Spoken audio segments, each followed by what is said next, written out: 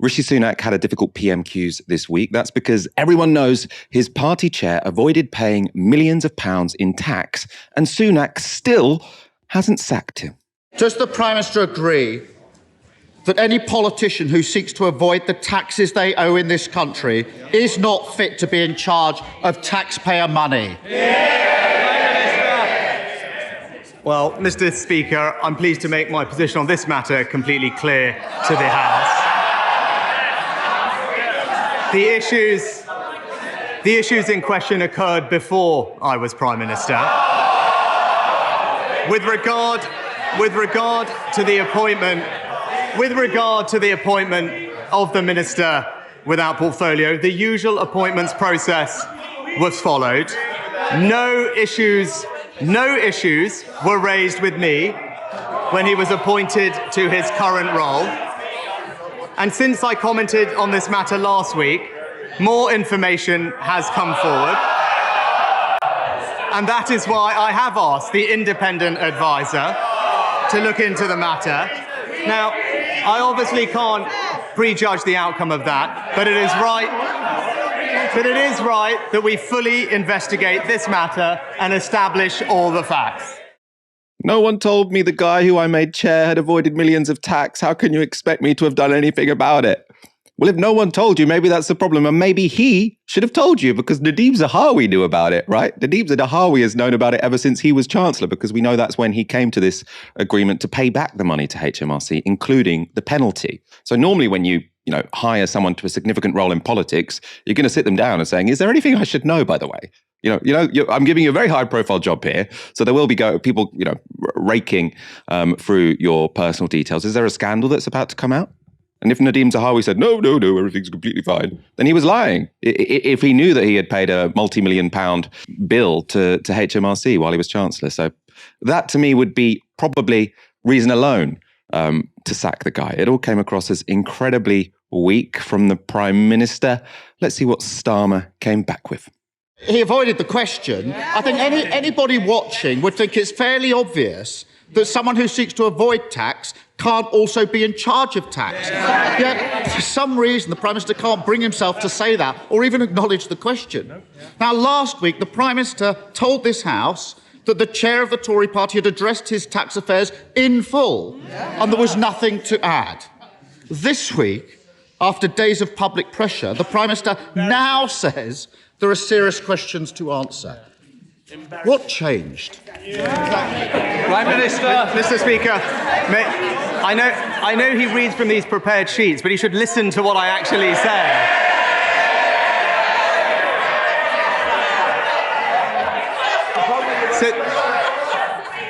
Since I commented on this matter last week, more information, including a statement by the Minister without portfolio, has entered the public domain, which is why it's right that we do establish the facts. And Mr. Speaker, let me take a step back. Now, of course, the politically expedient thing to do would be for me to have said that this matter must have been resolved by Wednesday at noon. But I believe in proper due process. That's why I appointed an independent advisor, and that's why the independent advisor is doing his job. But the opposition can't have it both ways. The shadow leader, his party chair, both urged me and the government to appoint an independent advisor. And now he objects to that independent advisor doing their job. It's simple political opportunism, and everyone can see through it. Again, he says new information emerged in the past week. And again, we can ask, why weren't you told that information in the first place? It also goes without saying, you don't really need an independent advisor to tell you that being fined for millions in unpaid tax should be disqualifying for someone having a high-level job in government. Also worth remembering, this independent advisor is someone appointed by Rishi Sunak who reports to Rishi Sunak. They're not particularly independent. They're his advisor, right? Independent and advisor shouldn't really go together, because if you employed the guy and he's only reporting to you, That doesn't strike me as a particularly independent role, and it's not. So I wouldn't be surprised if there's a bit of a whitewash here. Let's look at the final back and forth at PMQs. We all know why the Prime Minister was reluctant to ask his party chair questions about family finances and tax avoidance. but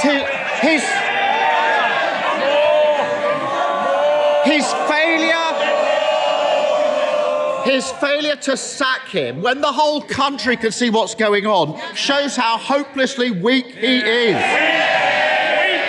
A Prime Minister overseeing chaos, overwhelmed at every turn. He can't say when ambulances will get to heart attack victims again. He can't say when the prison system will keep streets safe again. He can't even deal with tax avoiders in his own cabinet. Is he starting to wonder if this job is just too big for him?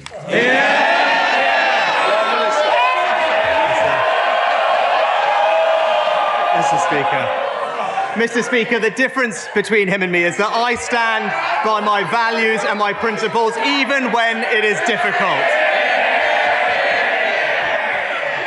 When I disagreed fundamentally with the previous Prime Minister, I resigned from the government. But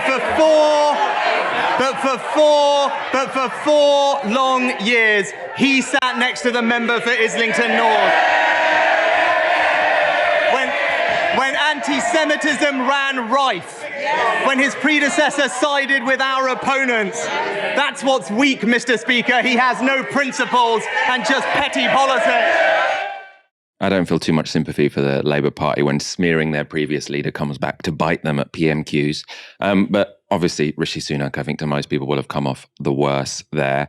Dahlia, why hasn't he fired Nadhim Zahawi? I mean, if I was Rishi Sunak, regardless of politics, I would have fired the guy. It seems like an odd decision that he's kept him in post.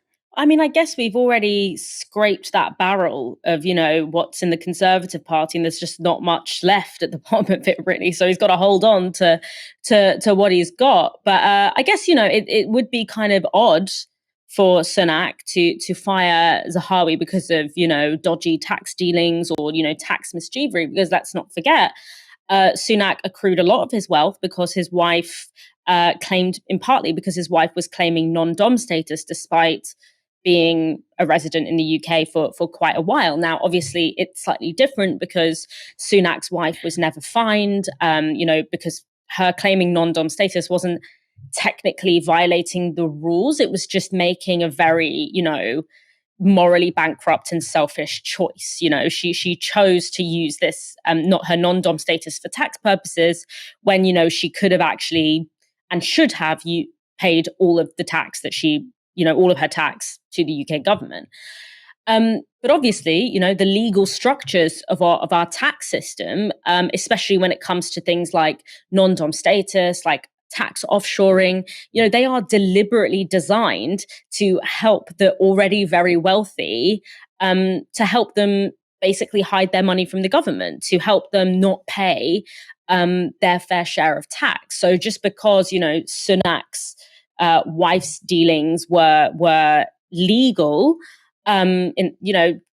doesn't mean, just because it's legal within our existing tax system doesn't mean that it's right. So when they are doing something that is clearly damaging to us and is clearly not okay, them saying, well, I did nothing illegal is not a sign for, we shouldn't take from that like, oh, okay, everything was okay and above board. What we should take from that is, our tax system and systems of enforcement surrounding tax need to be urgently overhauled and reoriented to actually work towards getting as much tax as possible from the wealthy, and making them pay their fair share of tax rather than helping them hide their money for tax purposes. So for Zahawi, it is slightly different because he did violate the very few rules that apply to rich people when it comes to tax. But I think, the idea of this being just a careless mistake is obviously complete nonsense. Like Nadhim Zahawi isn't like, sitting on the 30th of January, like filling out his self-assessment form. He has probably several very high-powered, very knowledgeable accountants who I'm pretty sure are aware of the rules. what I think might have happened, allegedly, obviously, I don't want to get in trouble here, but a trick that a lot of rich people often use is to create layers and layers of bureaucracy and complexity through this kind of network of, shell companies and offshore companies, so that it becomes very difficult for the state to prove wrongdoing and to kind of wade through all of this very complex stuff that they've kind of built around their money.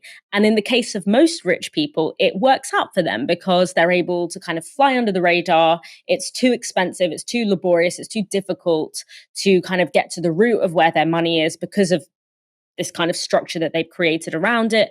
And so more often than not, they kind of get away with it.